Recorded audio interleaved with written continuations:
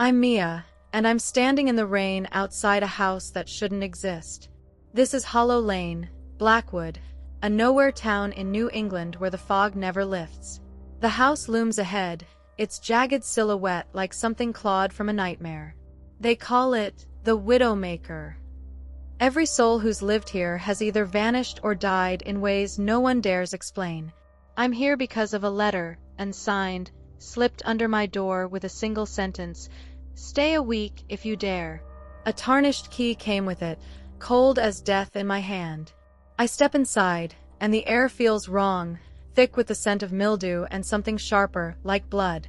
The floorboards groan under my boots, and my flashlight catches deep scratches on the walls, too precise to be random, too deep to be human. There's a locked door at the end of the hall, leading to the basement. I swear I hear a faint hum behind it, like a pulse. I set up my camera in the foyer, trying to shake the feeling I'm being watched. That's when it happens, a whisper, clear and soft, from the darkness upstairs. It says my name, Mia. My heart stops. This house knows me. I'm not supposed to be alone here. I haven't slept since that whisper. My name, spoken in a voice that wasn't human, still echoes in my head.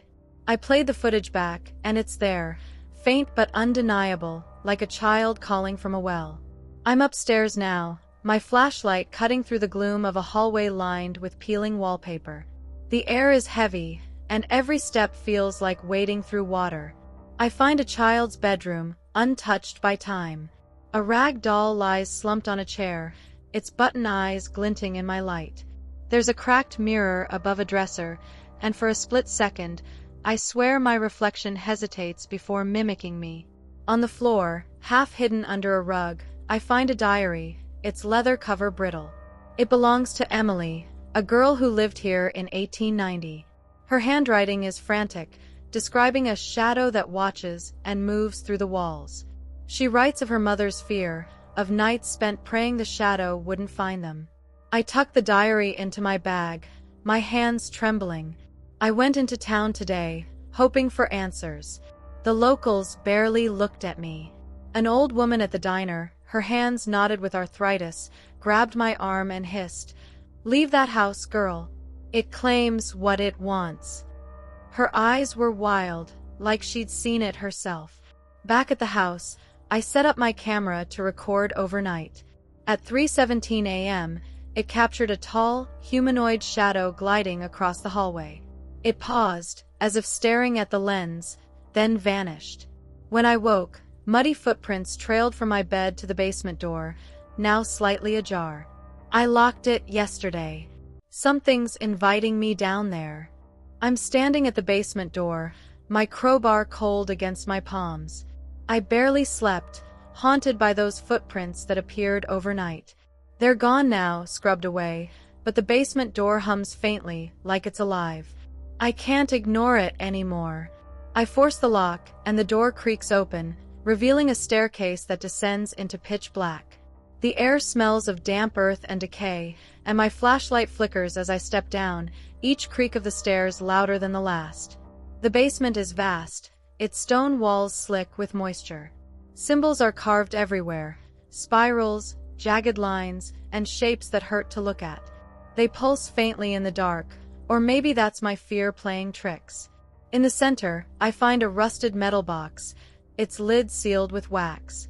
Inside is a locket, heavy and ornate, with a photo of a girl, Emily, and her mother. Their faces are blank, eyes wide with terror.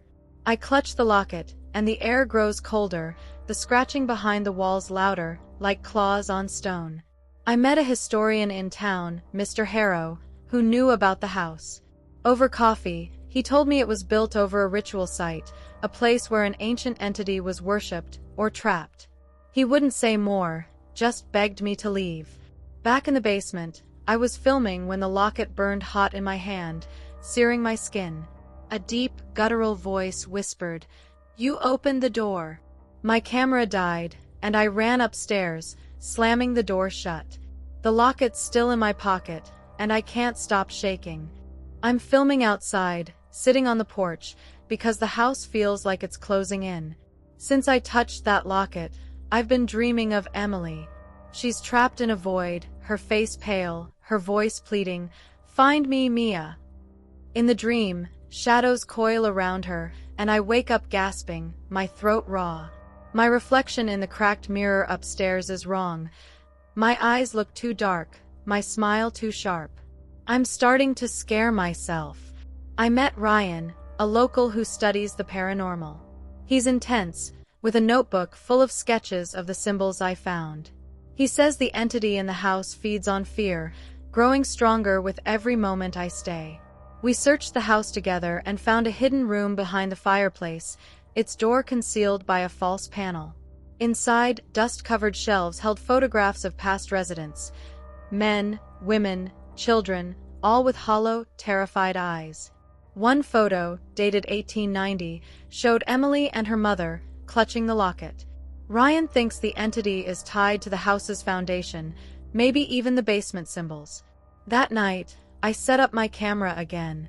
I woke to it recording me sleepwalking, carving a symbol into my arm, one from the basement.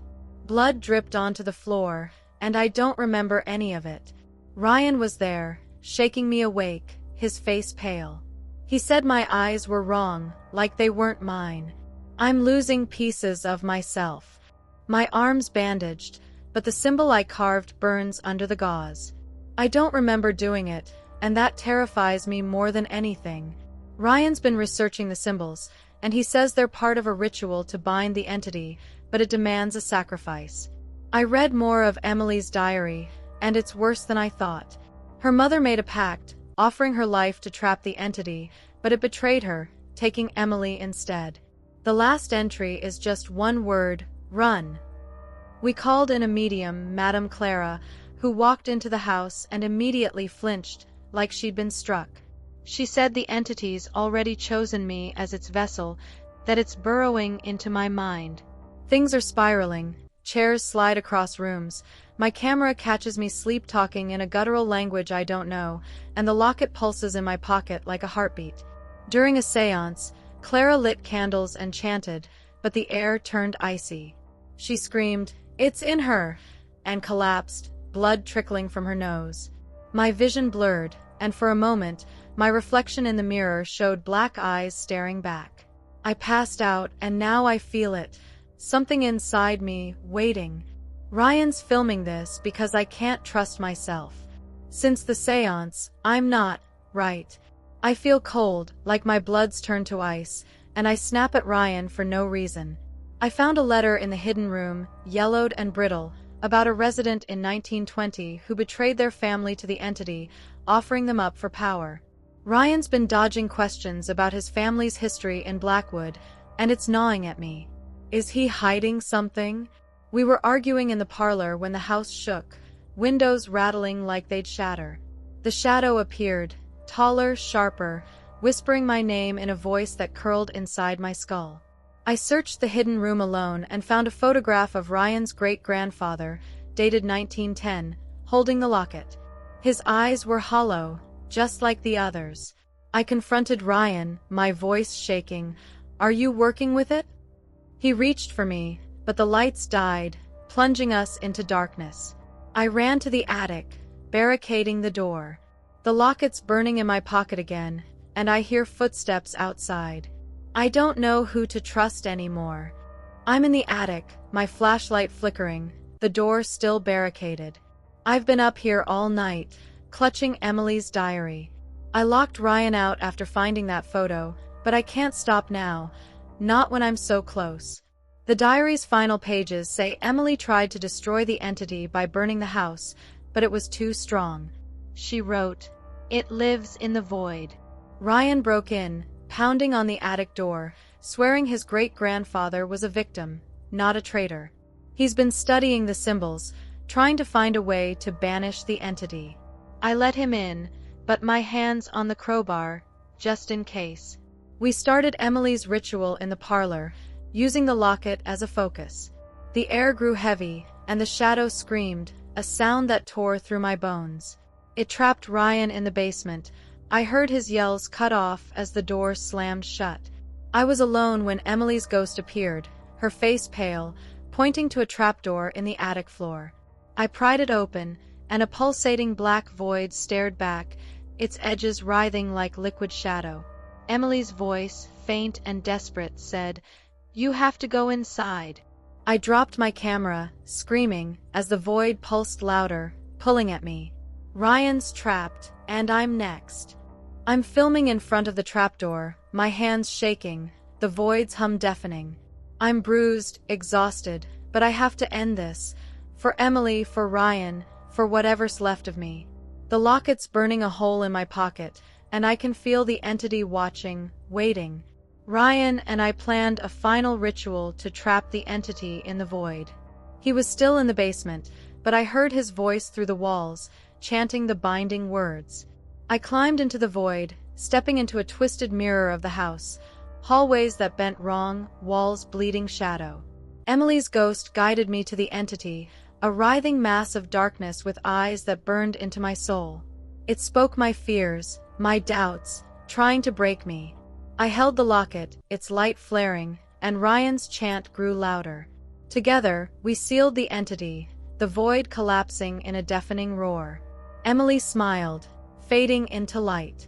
We crawled out, the house silent for the first time. I'm leaving Blackwood, the locket still with me, a reminder. As I drove away, my rearview mirror caught a faint shadow flicker. I smirked, whispering, "Not today." The house is quiet, but I'm not sure it's over. I'll keep searching, because some truths don't stay buried.